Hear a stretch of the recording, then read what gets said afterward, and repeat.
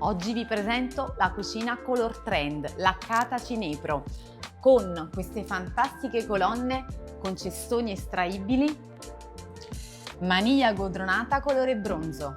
Per questa stessa composizione abbiamo il tavolo snack, la boiserie e i cassetti impiallacciati noce elegant e un magnifico top in neolith con vascone integrato, piano cottura ad induzione con cappa integrata.